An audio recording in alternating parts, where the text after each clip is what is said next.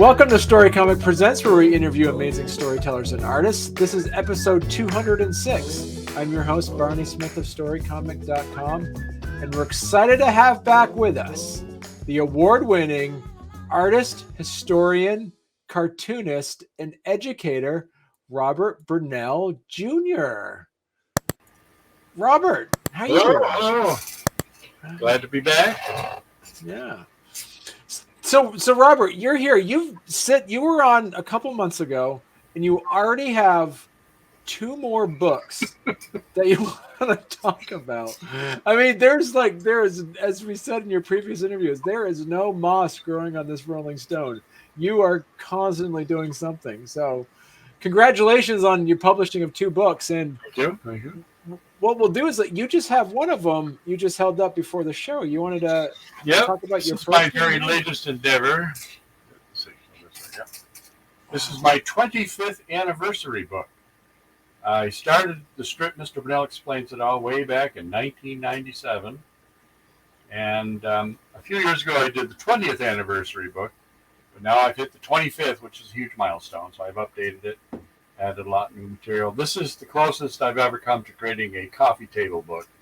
It's hardcover, all colored, glossy pages inside, samples of all my various cartoons, plus it has examples of my very early cartoons and so on and so forth. So you learn everything you ever wanted to know about my strip here. For instance, how one of my strips was used by a French high school textbook to tell people how absurd American culture is. All kinds of fun stuff like that. So hundreds of pages. Yeah, go ahead. How many is it? You said it's how many? It's like 100 and 200 and what is it? Well, it's got at least 150 pages, I think. Okay. All full color, glossy. Some really old, some of my old black and white strips, so it really allows you to compare what my script was like 25 years ago compared to what it's like today. Oh, I went from the era of pen and ink on paper to all digital with graphic tablets and so forth. Right. So talk to us a bit about how you kind of curated which strips went in there, because essentially for 25 years, you could have easily put in all 25 years worth of that and it would have been a 500-page book. So talk about how you curated. Well, yes, I have. Since I've done the strip for 25 years, I probably have about 3,000 cartoons. And they're all divided by subject. And that's the way I did it in the book. So, for instance, movies and TV. Mm-hmm. So it's alphabetized, 2 or 3 pages per topic. And what I tried to do is get a sampling of the very earliest cartoons I did on the topic, then ones maybe I did 10 years ago, and then ones that I just did this year to show the evolution of the topic and, how my thoughts have changed. One of the points I make out in the book is because I'm a historian, it's fun to look back at 25 years ago when I was doing cartoons about Bill Clinton or George W. Bush. How have things changed over the years? Some issues have changed a great deal, and other issues haven't changed at all. Ones I did about guns 25 years ago are still relevant today. Ones I did about education and so forth. Right. What are some of the ones that have not changed it? Well, that have changed significantly. Well, of course, different presidents have come and gone over the years. Right. But I deliberately tried to choose topics that are evergreen, as opposed to I tried to avoid putting in cartoons that wouldn't mean anything today because the news item that they're about is long forgotten. Right. I make that point in the book. I say there's advantages and disadvantages to being a political cartoonist. The advantage is I'll never run out of material because as long as politicians continue to say and do stupid things. But my cartoons have a very short shelf life. Right. And as soon as the news item is passé, the cartoon's irrelevant until we dig it back up again years later from a historical perspective. Right. So I just republished one recently on Facebook that I had done about Ken Starr because he just died. Right. But I did one way back in the Clinton era when the whole Monica Lewinsky thing was happening. So I rummaged through my archives and found that, oh yeah. So And so, like, I've got a good an example is just recently here in the news here in Vermont, for instance, as of October 1st, Vermont is going to be able to have, you can legally purchase marijuana items here. So, did you ever see, like, would that be an example of also of how times have changed? That would be one thing that's oh changed yeah, significantly in the last 20 years. yeah, that's something I could have never predicted 25 years ago. Yeah. I have been told that my cartoons do predict the future. For instance, in 2011, I predicted Trump would be president someday. But there's some things even I couldn't foresee, and that was one of them. It was interesting when I'm going back, rummaging through the records, the whole same-sex marriage thing, because Vermont was on the forefront of that way back in the day with our,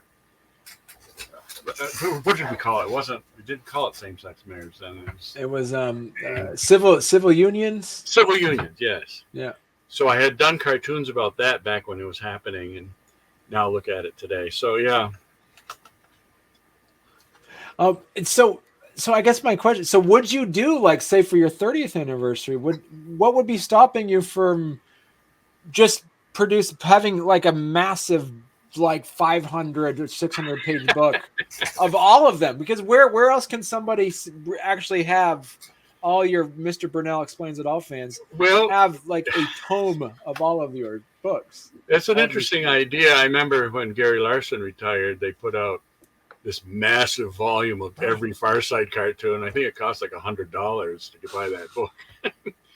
I don't know if there'd be a market for $100 book of Mr. Brunelle cartoons, but I could put out a series of volumes by topic, I suppose. Yeah. Yeah. That'd be good. Yeah. Because like you said, it's already split up into that, so that'd be interesting. Yeah. So that's something to consider.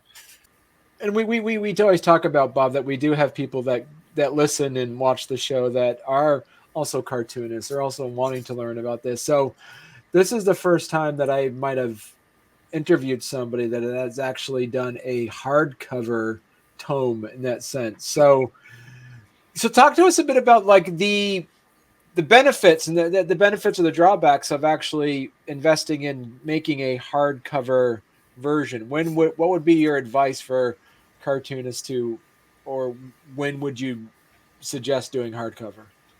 Well, this is my most expensive book, so this will cost about $30 for someone to buy. But it's fairly thin. You get a good value for your money. But I couldn't make all my books like this. I wouldn't be able to sell them. But I felt because my 25th anniversary, I felt it was a special occasion.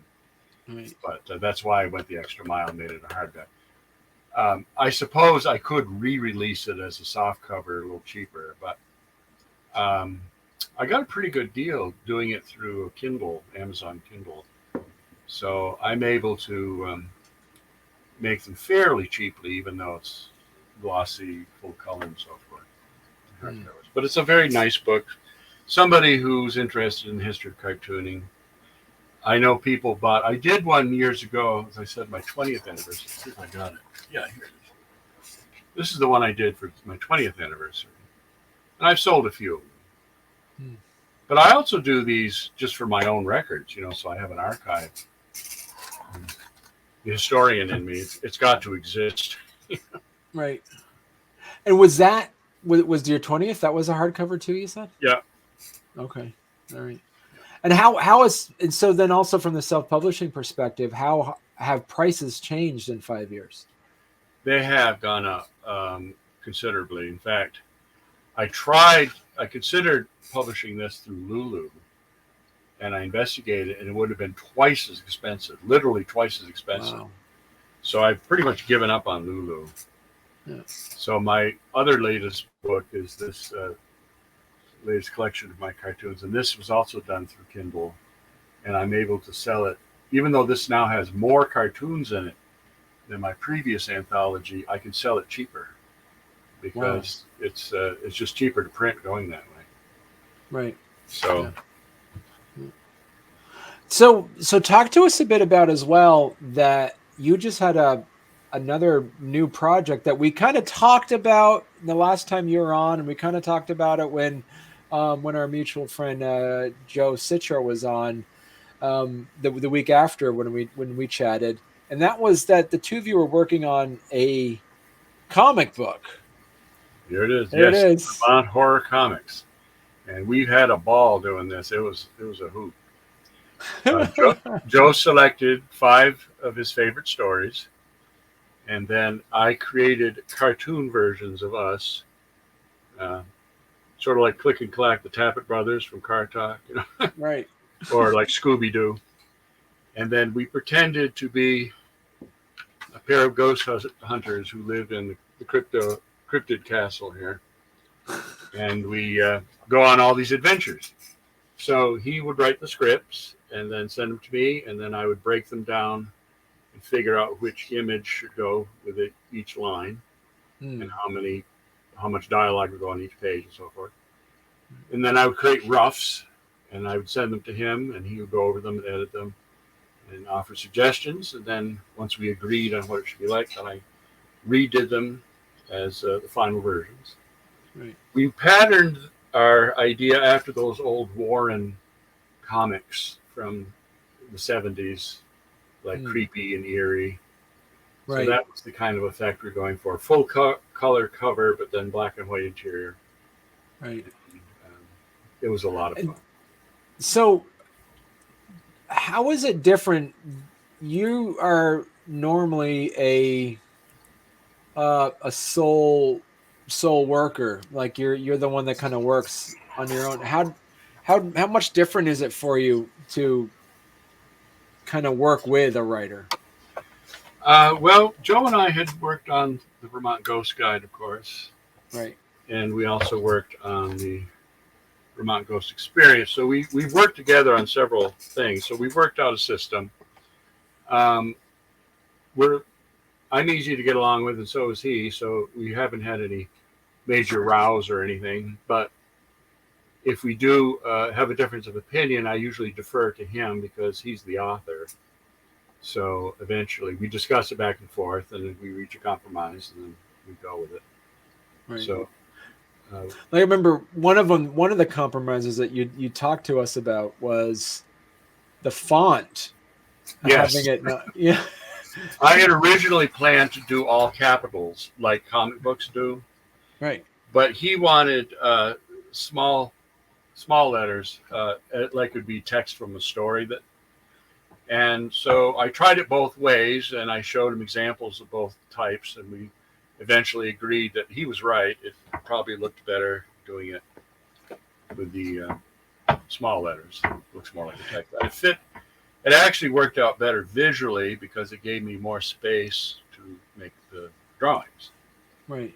Because that's the chief problem with both cartoon strips and illustration work and a project like this, is you're trying to pack a maximum amount of information into a minimum amount of space.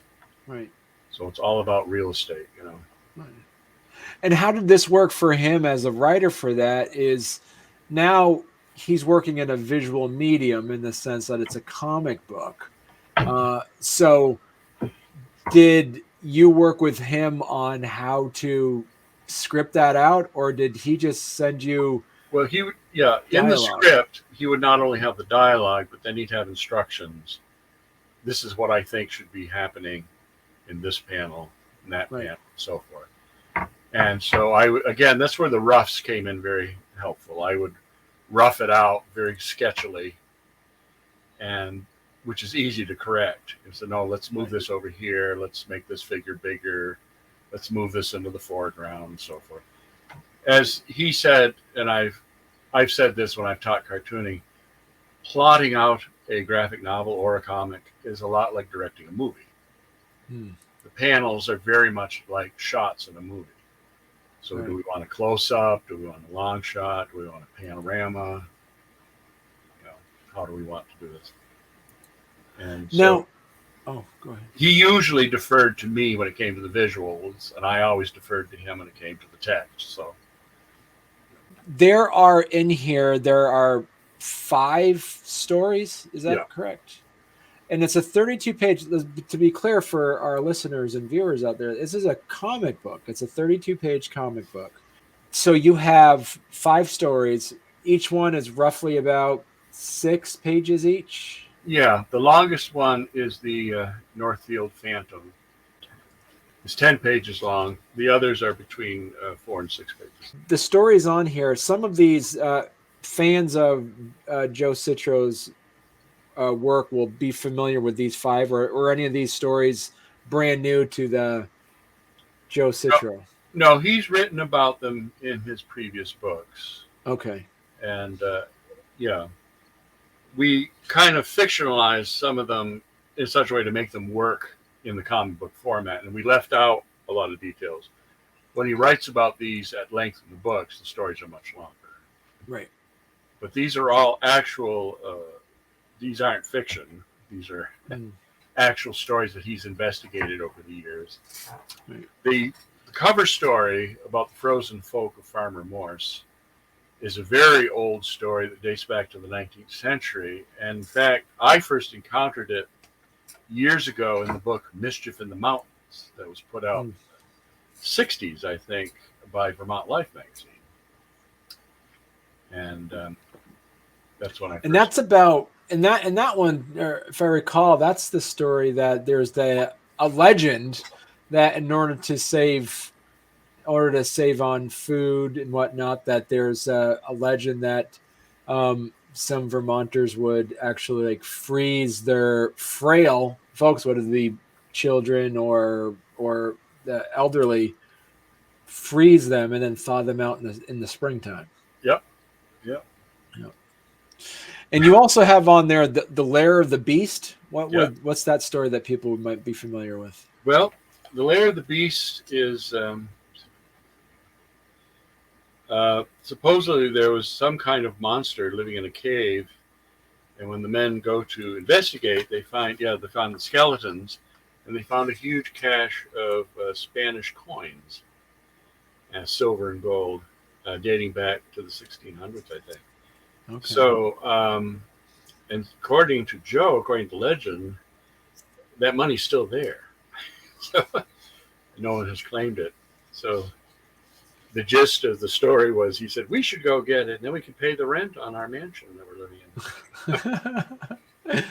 And then you had on there, what, Mad Anthony's Ghost? What was that one about? Yeah, he's unique in that he's the only ghost that we know of that haunts 2 places at the same time. Really? Usually ghosts only are in one location, but he haunts both Fort Ticonderoga and a place in Vermont as well. Wow. So, okay. And then you had Lake Rescue. What is that one? Lake Rescue is a Bigfoot story. Okay. Bigfoot is common all across America, but a lot of people don't realize that there have been Bigfoot sightings here in Vermont. In fact, when we did the Vermont monster map, Bigfoot was our ringer in case we couldn't find a monster for a certain county, because we tried to get a monster per county. So if there was a county that didn't have a monster, that's where we plugged in Bigfoot. But the gist of this story is that a little girl's lost in the woods, and she's taken care of by what she thinks was a sheep. But the rescuers think, no, it was probably a bear. But then Joe says, no, it's probably Bigfoot. and then the 5th story was the Northfield Phantom. Northfield Phantom, the Pig Man. He's mentioned in the book that Joe and Steve Bissett did, the Vermont Monster Guide. Okay. And Steve did a tremendous drawing of the Pig Man, much better than the one I did. But the Pig Man apparently is this creature that's half human, half pig. And he's been sighted around Northfield on several occasions. So I'm curious that the 2 of you are, I would say, pragmatic skeptics in the sense is that for you, and I know I asked Joseph this in a previous interview, I haven't actually asked you this, is that where do you as Robert Brunelle Jr. sit on some of these stories? Are all of those, would you be able to completely explain away, or some of these would you scratch your head on? I probably believe in the supernatural more than Joe does. I do believe ghosts exist. My sister has seen them, and my wife has seen them, and so I do believe in ghosts. Joe, on the other hand, is more of a skeptic. His approach, he's more of a folklorist. Right. For him, it's about the stories. And he loves to collect these stories and preserve them, both for historical and literary reasons. But he does leave some room for doubt. I mean, he said, it could be, he never. But as he said in his interview, because he's collecting these stories, he has to be much more careful about people trying to hoax him. Right. So he takes a very scientific approach, and he backs everything up. He does lots of research and investigates the background stories, and he can tell, as he said, whether somebody's tried to pull the wool over his eyes or not. Right.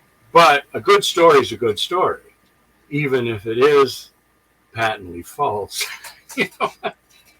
But in the Ghost Guide, I would say at least 50% of the stories have no other explanation. I mean, these really are ghosts. Some of them you can be skeptical about, but others are pretty straightforward. Right. Like the house that got filled with water. Did he ever tell you that story? Yeah. There's no scientific explanation why that happened. So, right. Who knows? And so, how did you pick? Because literally, you've been working with Joe. There's hundreds and hundreds of stories. Why did you pick these 5 to be the inaugural issue for your Vermont Horror Comics? Well, we went through the Ghost Guide that we had done, which has hundreds of stories. Yeah. And we picked ones that I felt would have good visual possibilities. Okay. And then he went through and picked some of his favorites, and then we compared notes, and then we wintered it down to these 5. But we're currently working on another 5, because we hope to put out another volume of these. In fact, we'd like to do one of these every few months. So, yeah, there's plenty more material out there.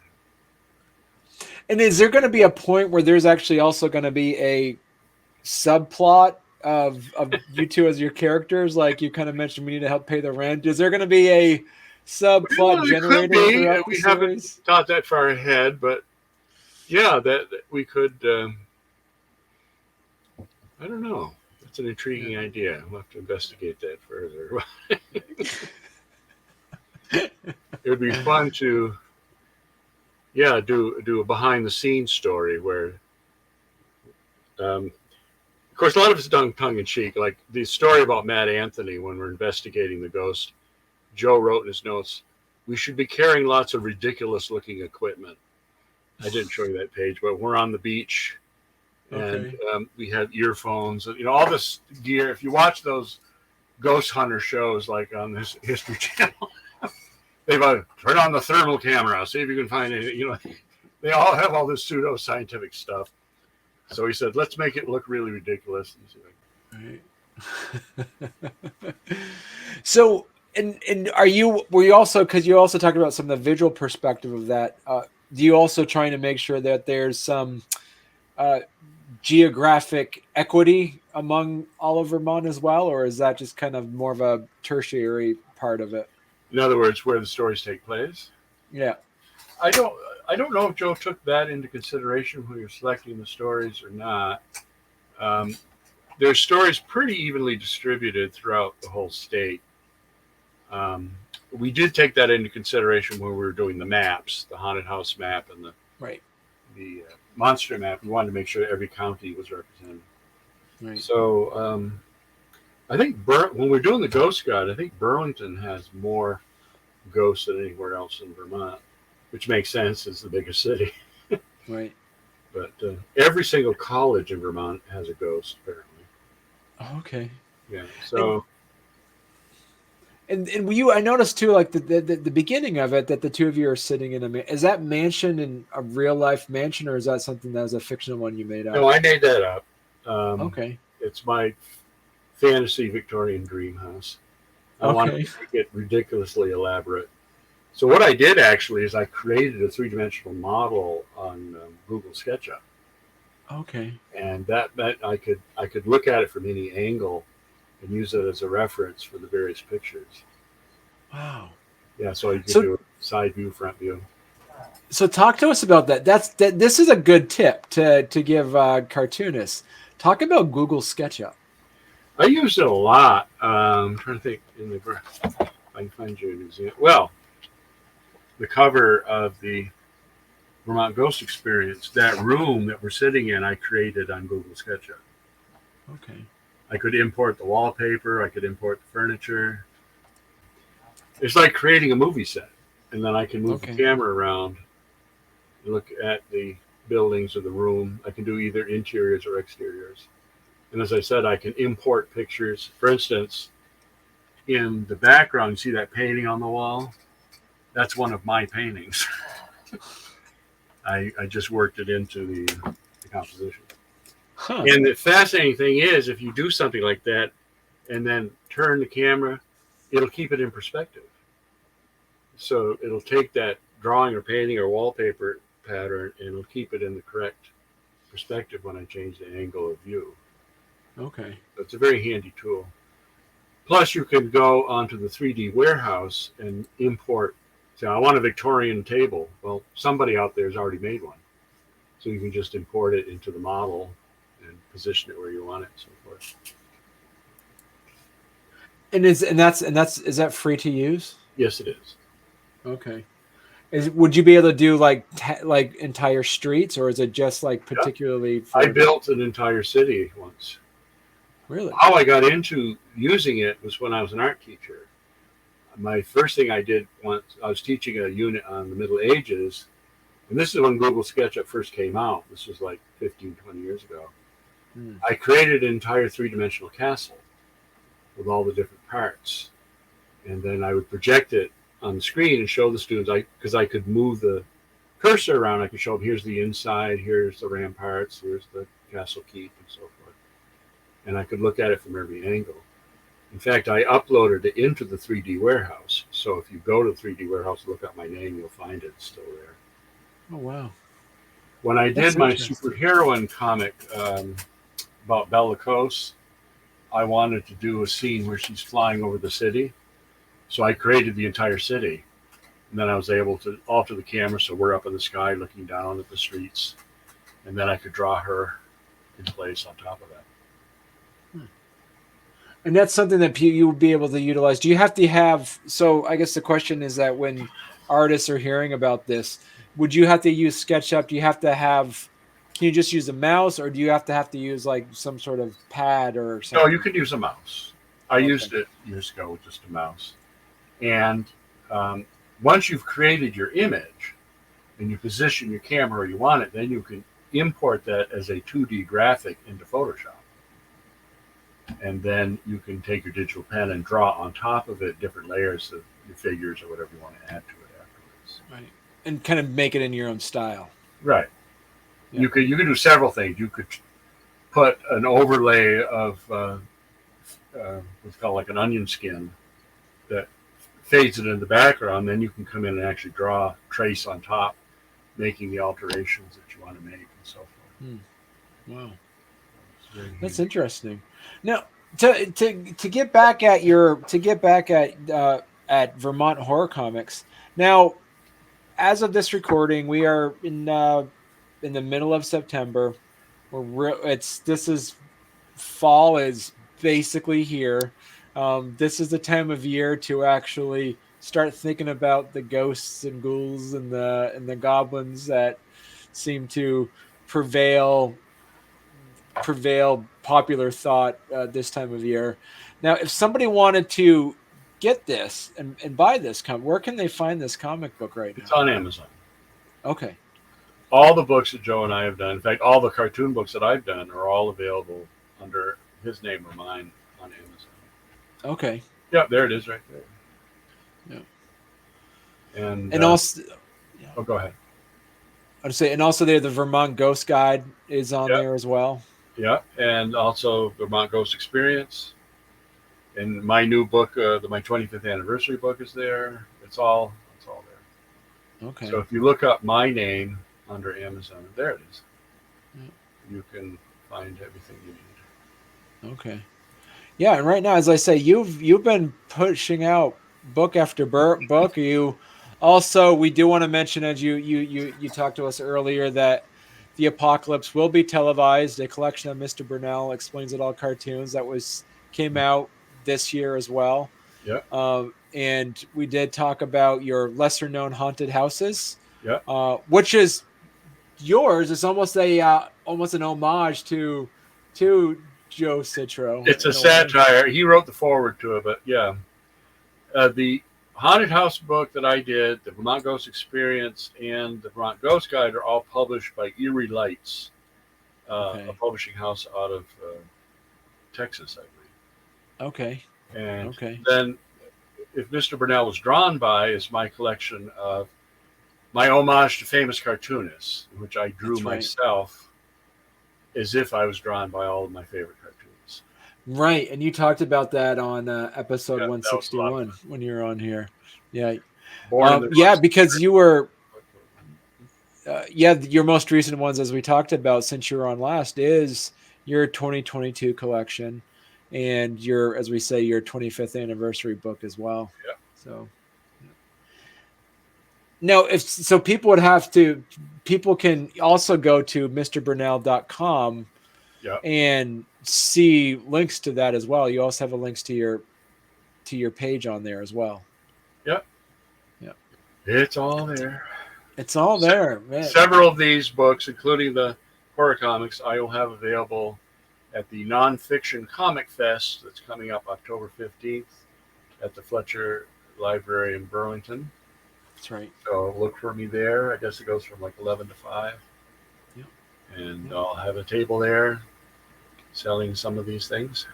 It's very exciting. It's very exciting, Robert, to see that more books, and I'm really excited to see what's going to be next on issue number 2. So the plan is once every 4 months we'll probably get a new issue. Is that the idea? I don't know if we'll have the next one done in 4 months, but yeah, we do hope to do one. We may have to wait till after the holidays to get going on it, but yeah, at some point we do want to get it out. And I'm also working on a book that I began 10 years ago with Elaine Siegel. Okay. Who used to be a commentator for NPR's All Things Considered. Right. Unfortunately, she's passed away, but I worked on this book with her 10 years ago, but it never got published. But Lance Richburg, her husband, is a friend of mine, and he and I are in the works getting that up and running as well. I did 38 paintings for that book. Wow. It's going to be a lovely book once it comes out, so Right. maybe we can talk about that next time we meet. Absolutely. Excellent. Well, great. Well, thank you so much. Thank you so much, Robert, for coming on, and excited to check out your books again. So yeah, absolutely.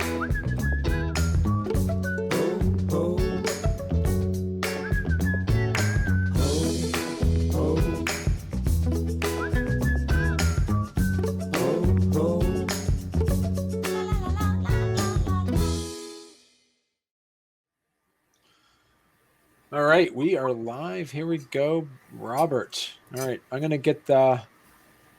So this is your fourth. This is your fourth time on, I believe. Is it really? Yeah. I think you're right.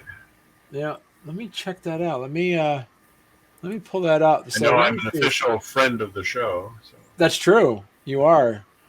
Yeah, you're on episode 4, episode 66, 161, and now episode 206. Woo. A lot of sixes. See. Okay. Yeah, you should just have me on every 60th broadcast. See, there you go. Yeah, I'm gonna keep the ball rolling on that. Cool. All right. Let me get the intro in, Robert, and then we'll jump right into it. All right, here we go.